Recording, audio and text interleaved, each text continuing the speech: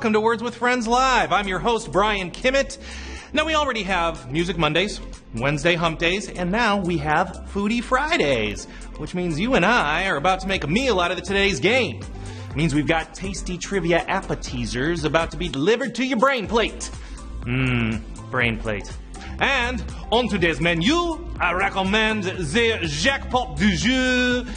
End of French accent. First, I might inquire, do you own your own metal drinking straw?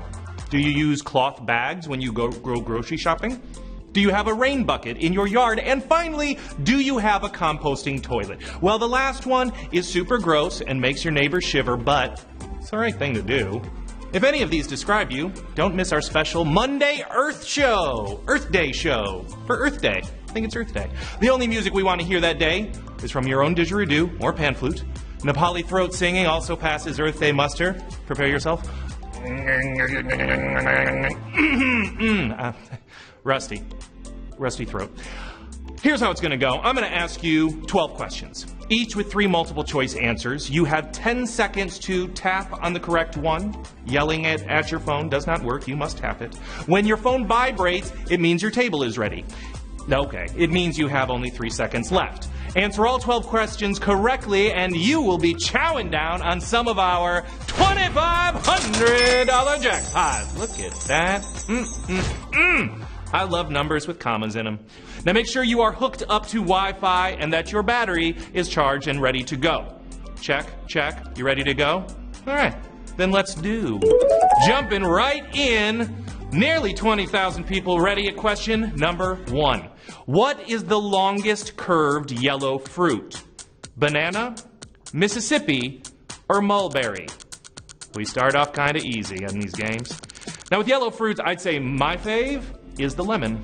Also, I love that phrase, when life gives you lemons, make lemonade, which means making the best out of a bad situation. For example, if you accidentally fell into an open manhole and landed in the sewer, that would be bad. But how cool would it be if you decided to look on the bright side and call yourself Sewer Man and you fought crime, but just in the sewer? Stay focused, don't diversify too early. The correct answer is banana. Over 18,000 people knew that. Less than 200 got out of there. I'm a lot like a banana. Bruised on the outside, soft on the inside, and great in a smoothie. But if you got that wrong, check it out. If you're one of those nearly 200 people, you can stay and play in spectator mode. And you earn points for every correct answer you get. And then if you accumulate 15 points, you get a mystery box with coins and power-ups. So stay and play. Okay? Yay. Rhyming's fun. Question 2. Which dog breed includes a word meaning food? Rolo, Beagle, or Chow Chow? Dog food has changed over the years. Growing up, we used to feed our dogs kibble or table scraps. But now people are feeding their dogs healthier food. There's raw food, there's grain-free food, there's organic dog food, there's gluten-free dog food, which is great. I love my dog, but it gets pretty expensive. In fact, my dog's food is so expensive now that I have to eat dog kibble or table scraps, if he'll give them to me. The correct answer, Chow Chow. Yep. 16,000 plus still in the game. The Chow Chow is a dog breed that originates from Asia, and it means puffy lion dog. Oh, that's right. There's those dogs that look kind of like lions, mixed with dogs, but they're also puffy. So yeah, that name totally tracks. Question 3. Yes, I think I will. Which food involves the folding of a tortilla? Sloppy Joe, linguiça, or burrito? Burrito. Gotta roll those R's. Folks interested in weight loss know that a tortilla wrap can be a great lower carbohydrate substitute for bread. As a matter of fact, a tortilla is usually less than half the carbs of 2 slices of bread, and that's a pretty significant difference when you think about it. And the best part is that you can then add those tater tots and chili fries directly inside of your tortilla. So healthy. Correct answer is burrito. Yeah. Burrito is Latin American Spanish and comes from the word burro, which means donkey. And they think that it's because burritos carry a lot of stuff, just like donkeys do. But then again, so do backpackers, and I rarely want to eat one of them. Sometimes. Still got 16,000 plus with me. Going to question quattro. What is the correct way to write this set of eating utensils? Chopsticks, chopsticks, or chopsticks? On dates, I always try to avoid controversial topics. But sometimes I'll take my lady wife out for a nice dinner. And by out for a nice dinner, I mean eating Chinese food at our house. And the highly debated chopsticks versus fork conversation always happens. Look, I am a fork person, but I am fine with people using chopsticks. So long as they don't get mad because I've eaten way more food than them because I'm using a fork. It's a superior utensil. The correct answer is chopsticks. No, it's all one word, no spaces, no special characters. If you want to use it as your password, you're going to need to add a number and then the pound symbol or turn the last 3 letters into dollar signs. Oh, that's my password. I mean, no, it's not. Don't check my email. Question 5. Gonna bring 14,500 people with me over to question 5. Get the fever. Which brand does not have a feline mascot? Frosted Flakes, California Raisins, or Cheetos? Man, I've always said the world needs more food mascots. And not just for kids' foods and snacks. I'm talking about mascots for like all types of food. Can you imagine how much more healthy food you could sell if there was an anthropomorphic honey badger named Phil who wears sunglasses and has a cool jacket on it?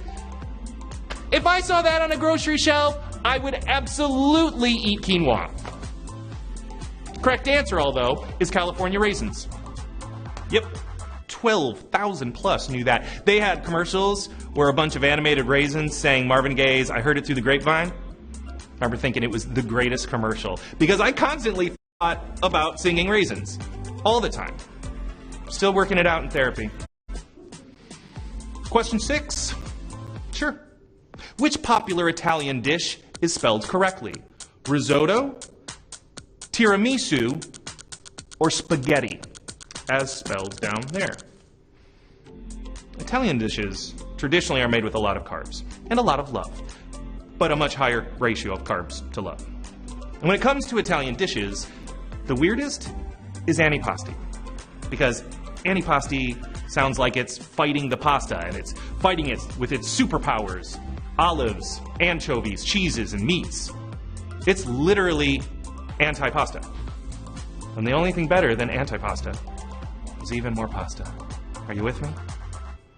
Correct answer is spaghetti. Yeah.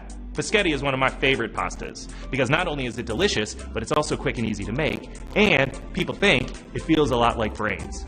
But it doesn't. Not at all. Don't ask me how I know that. Question 7 with 11,500 plus. Which word for a food could move an R 2 spaces to become a word for a certain facial hair? Fried rice, burger, or bread? Facial hair. I'm a big fan, as you can see. I like it because it changes. Some call it pop. Some mix the two, call it soda pop. Some just go with soft drink. Way over in merry old England, any drink with bubbles, alcoholic or not, is called a fizzy drink. I like all my drinks to be fizzy, as well as my food. Even like my hair products to be fizzy. That's how you know it's working. The commercials told me that. 4,700 plus knew it was Mountain Dew. Yup. To break it down, Coke has 39 grams of sugar, 7-Up has 38 grams, and Mountain Dew comes in at 46 grams. Also has 54 grams of caffeine, but surprisingly, not one drop of dew from a mountain. Seems like some false advertising to me. Question 10, over 4,500 still in it. Which is not the name of a food that has been sold in grocery stores? Trix yogurt, dinosaur eggs oatmeal, or Farmer's frozen cudstard? It's not a typo, we mean cudstard. The word grocer is from Middle English, and originally was a person who sold things in gross, or large quantities. When I was growing up, watching Saturday morning cartoons last week, they would always say in commercials, "Buy this in your grocer's freezer." And I would always wonder, how do they know my grocer? And how do they know what's in his freezer? And why is my TV talking to me again? My therapist and I are also talking about that. The correct answer is Farmer's Frozen Cudstard.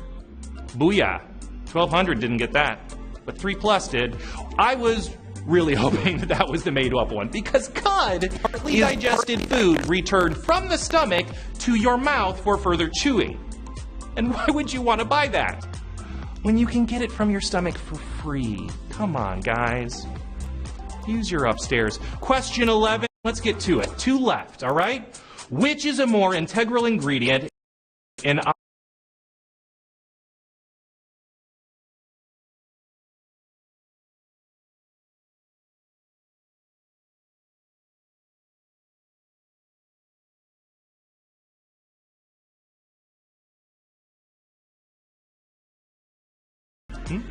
Try to stay positive with them. You know, otherwise they pick up on negative energy, right? No, am I thinking of plants? No, that's plants. Okay. But what if I'm using plants as an ingredient? I mean, makes my brain hurt. The correct answer, although, is veal. 2800+ knew that. They know that veal is meat from baby cows. And beef jerky is beef from jerky cows. And it's a great snack. Ladies love a man chewing on a slice of jerky. And yeah, maybe I've had a few women tell me I smell like a burnt hamster cage, but just because I haven't found the right woman. But I will, right? And now I'd like to present our last question. Here we go. Last question graphic. I don't know why I went with war noises this time around, but I did. Question dose. Which is an ingredient in haggis? Caprolalia, bilbos, or offal? It's a tough one. Aye! Haggis has sheep's organs minced with onion, oatmeal, and other ingredients. And then it's all boiled in the